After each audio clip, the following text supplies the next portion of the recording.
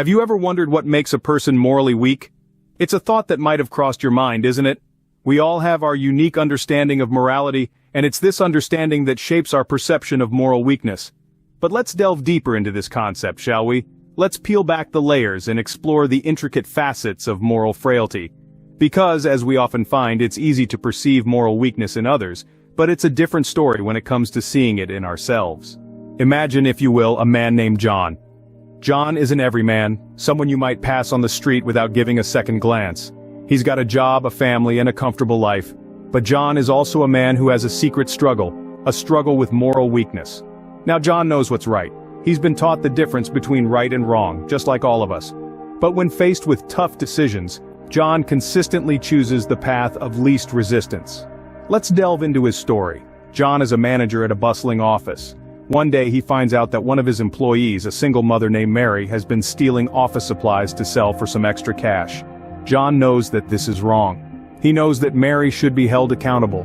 But he also knows that reporting her would likely result in her losing her job. So, what does John do? He turns a blind eye. In another instance, John finds a wallet on the street. It's filled with a significant amount of cash. He knows the right thing to do is to turn it in, to try and find the owner. But instead he slips it into his pocket, rationalizing it as a lucky find.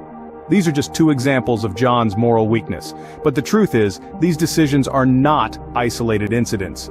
They are part of a pattern that shows a deep-seated weakness in John's moral fiber. The troubling part is that John isn't alone. Many of us, when faced with moral dilemmas, might choose the easy way out. We might choose to ignore the wrongdoing of others if confronting it would make our lives more difficult. We might choose to keep what isn't ours if we think no one is watching. John's story is a stark reminder of how easy it is to fall into the trap of moral weakness when we prioritize convenience over doing what's right.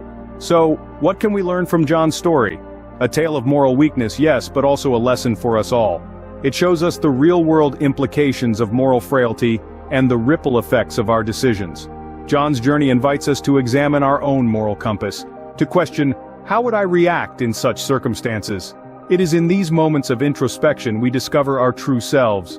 Remember, it's not our actions in moments of comfort, but our actions in moments of challenge that truly define our moral strength.